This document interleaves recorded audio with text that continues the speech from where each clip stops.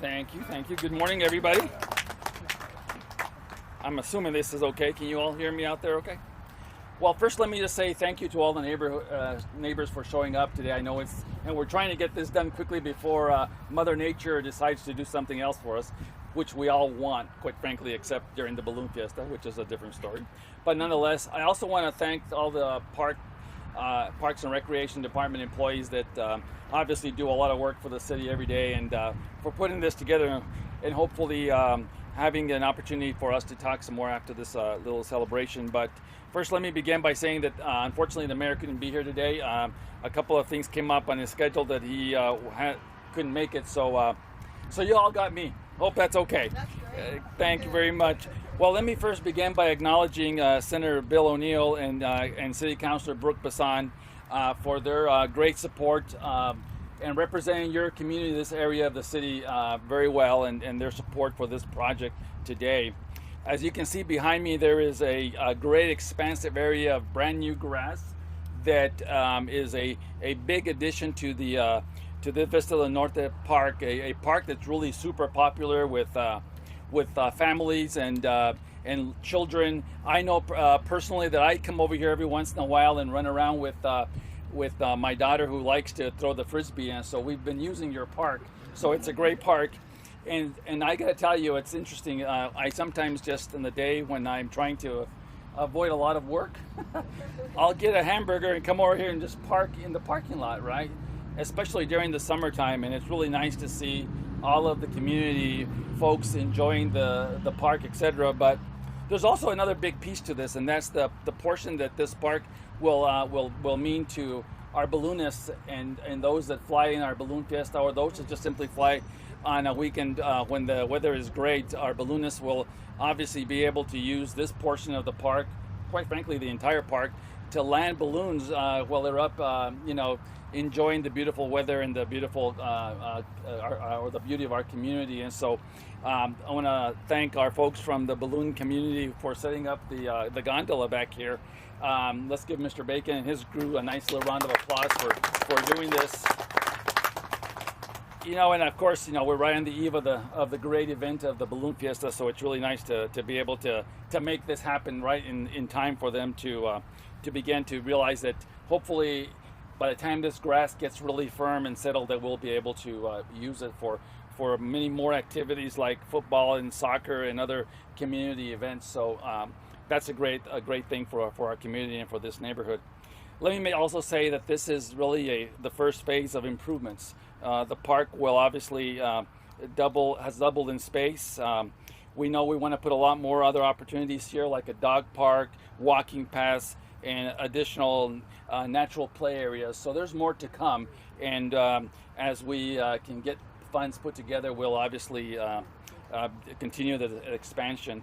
But let me just also say thank you to our state senator, Bill O'Neill, and to his colleagues at the legislature, the governor and others, for their great support. A lot of the improvements here are as a result of the capital outlay appropriations by the state, and it's always great to be able to partner with our legislators across the city to make things like this happen.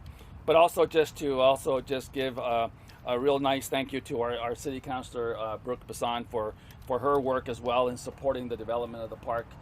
She's a big advocate. She's already called me on a couple of other things about the park, about this area. So thank you to both of you, and for the great work that you do for us representing this area. So with that said, let me turn it over to David Flores, who is our Deputy Director at the Parks and Recreation Department. He's filling in also for our Parks Director, Dave Simon, who's not here today. But David has a lot more information about the specifics of the park, and then we'll hear from our elected officials. So, David?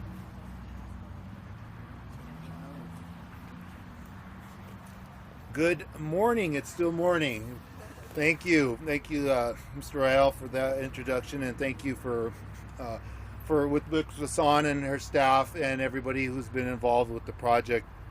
And Mr. Senator O'Neill, we've been doing this for a great many years here, and also Representative Armstrong for their generous allotment of funds.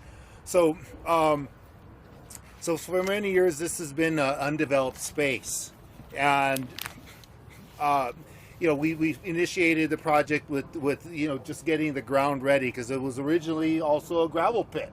So what this was going to be, what this was going to be is something else, and we are so happy to have this as a park now.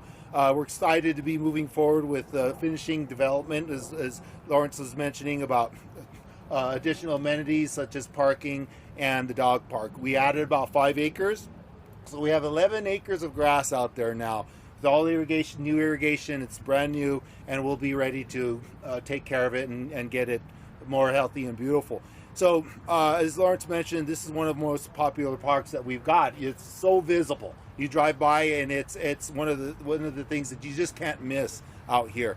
And then it's a constant use. We just see so many people using it from all parts of town. This is truly a gem.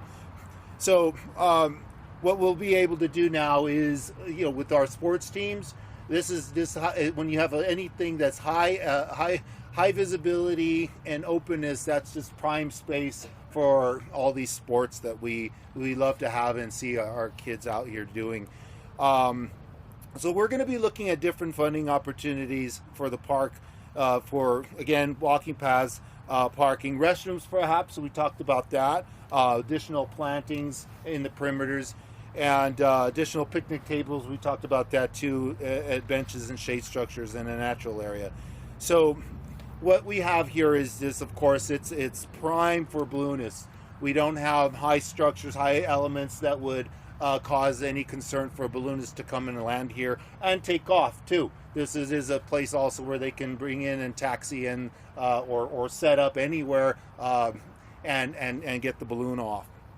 So we've been communicating with the pilots though on this eastern portion. That portion is fresh, brand new, so we're asking them to be off of it for this year.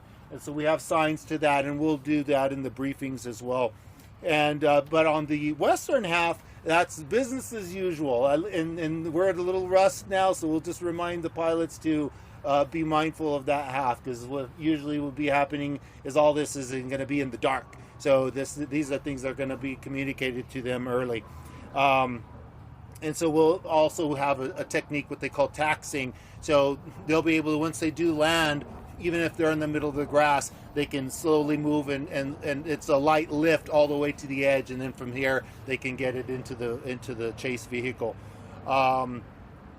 So that's something that we are going to be inviting people to be able to come and see. And this is a great place to also see all this happen during Balloon Fiesta. So this is almost like a little auxiliary miniature Balloon Fiesta, if you will. So with that, I think I'll turn it over back to Lawrence. Thank you, Deputy Flores, for that information on what's to come for Vista Del Norte. Next, I'd like to invite City Councilor Brooke Bassan. Oh, thank you. We didn't applaud for Deputy Director Flores. There you go. Now I can feel like it's complete.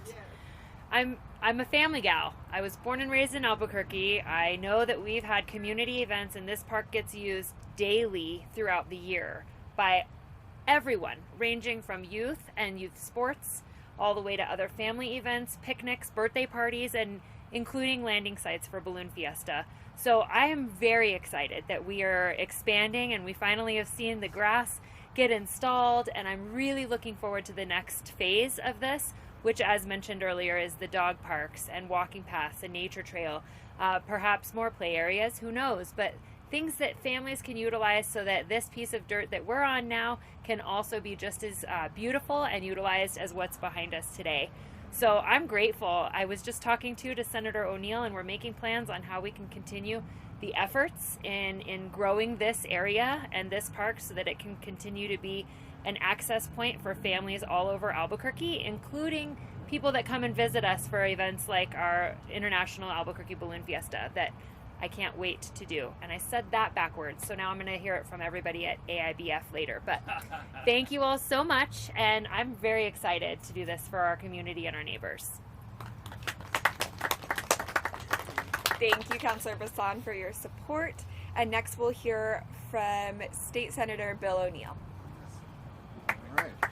Hey, thank you so much. You know, it's so great to see the concrete reality of capital outlay. I mean, that is awesome. It's real grass, not that plastic stuff, you know, that unfortunately I had to play on when I was back in college. But anyway, I don't have to relive my AstroTurf nightmares. But I'm also stunned at how big it is. I mean, my God, look at this. So you know, it's a no-brainer. A project like this. I mean, I love this neighborhood. I'm honored to represent the Vista Del Norte community, and it's just so great to actually see it come together. I really want to thank Councilor Bassan and the city staff and the mayor for making it a priority. You know, because we get lots of requests in any given legislative session, and they were very good with the paperwork, the deadlines, and again, they have to decide what to prioritize. So I just really want to applaud the effort that went into this, and look forward to working with Councilor and the mayor and others in the future. I want to really thank Representative Armstrong, who partnered with me for our part of the capital outlay. So again, it's just my honor and pleasure to be here today. It's really good for the morale. So thank you. Thanks, Senator, and you're right. We should make sure that we acknowledge Representative Armstrong for her support. I will say one thing, though, is an anecdotal kind of thing, right? It's always important for me to give my friend Bill O'Neill a little bit of grief. So years ago, he represented my area where I live, which I live a little bit further down the road on Osuna. And then he was a state representative, and then all of a sudden he became a senator. He still represented our area. And then somewhere along the line there, he decided that maybe representing my house was not that great. And so now he's not my senator or my representative. But anyway, he's still a good friend. Gerrymandering, you're not in my district. Yes, I know. I think he thought I was going to run against him or something. No, I'm just kidding.